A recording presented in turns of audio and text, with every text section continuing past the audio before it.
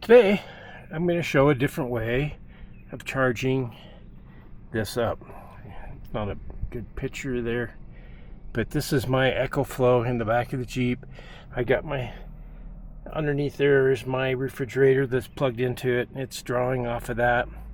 And up here, I just got two. They say they're 200 watt, but I think they're 100 watt each for 200 combined. And as you can see, they're not really pointing into the sun or anything. They come down into here and then come into this little controller. Okay. And then from there, I've got this 12 volt, 50 amp hour lithium battery. And so right now, as you can see, the voltage on the battery is 13.1. Okay. So there, man, just so much interference out there.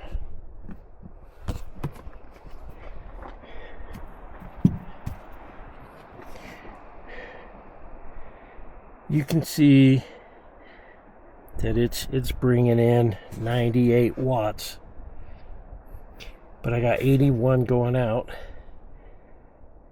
so it should theoretically keep charging the battery or the EcoFlow power station until the battery goes down. Now right now the battery's sitting at 12.7, and for some reason I can't get the solar panels to actually turn on, so I guess I'm doing something wrong, or I got a bad controller here. Alright, as you can see now, I do have my solar chargers, or solar panels charging. I had the polarities reversed. I figured that the red would be the positive and the black would be the negative, but then I looked up here, I noticed that the negative was red. So, another Chinese snoofa. So if I turn that back on, my outputs drop down to 34 watts because the refrigerator's cold, and it's just now currently charging the battery on my refrigerator.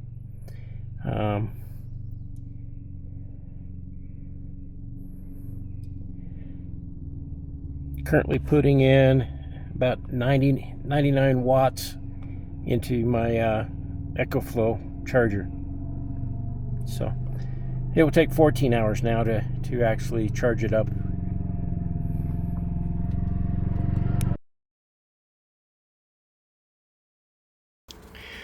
So after looking at the old solar controller that I had bought and was hooked up here, I decided to buy one of these. This is a Victron.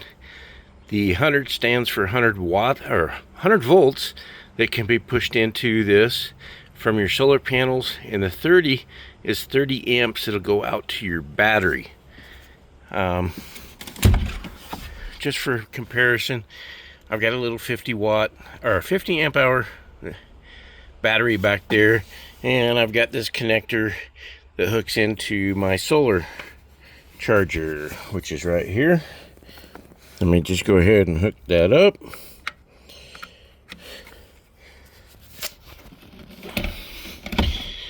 Nice thing about this Victron is it is actually Bluetooth, and if you look, you can see this blue lights on, showing that the solar panel that I've got up on top of my Jeep is actually providing electricity to this. Okay, here's your battery connection, and here is the connection for the solar panel. And you can see the solar panels up on top of the roof. That is a 200 watt by 24 volt solar panel, and it's just coming down and hook into this. With the Bluetooth, there's an app that you can use, and I will show that in a minute here. And you can hook to this, and it'll show you how the whole entire circuit's running. Okay, so here I have the app, and I've already started it, and I connect to the solar controller out in my Jeep. I'm inside the house, Right now that panel is only seeing 67 watts due to the fact that it's a cloudy day out today. The sun's supposed to shine a little bit better. But it shows that the voltage from the solar is 36, 38, somewhere around there. And it's producing about 1.9 amps, 1.7 amps. And it's going to the battery, which right now is at 9.98 volts. And the battery is taking in 6.5 amps from the solar charger. So the solar charger is putting out 6 amps, even though it's only getting 1.8 in from the solar panel. So I say that's pretty good. Now the state, you see it's bulk, and what it's doing right now is it's completely charging that battery back up.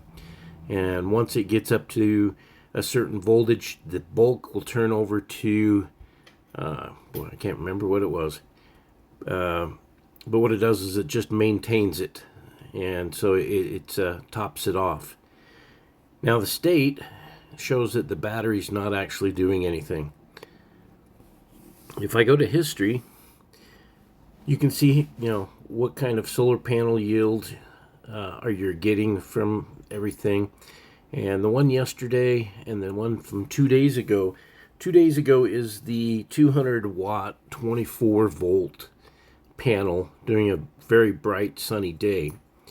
The one yesterday where it says 110 watts or 110 watt hours and 51 watts, that was two 200 watt panels in series, but they're 12 volts. That's why it's producing a little bit less. And then today you're starting to see that it's starting to come up.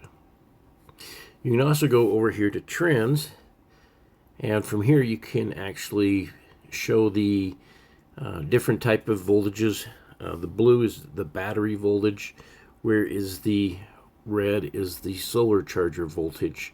And I just connected it, so that's why it's up right now. Alright, so from there I can go over here to my EcoFlow, and this one here is the solar charger out there, and you can see that the battery is pumping about 52 watts into my solar charger, charging it back up, and it roughly will take about 6.5 hours to fully charge it from 74% up to 100%. So by the end of the day that should be completely charged. Now, I'm going to show you an actual different way that I would probably do this.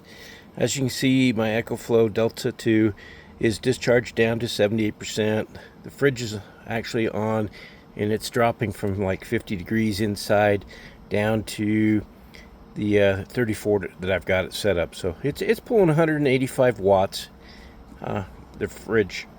So what I would probably do is take these two, very small, they're like 11 inches, and mount these on top of my rooftop tent. And then from there, there's a cord that hooks to them, and it has this connector on it. Okay, and so from there I can take it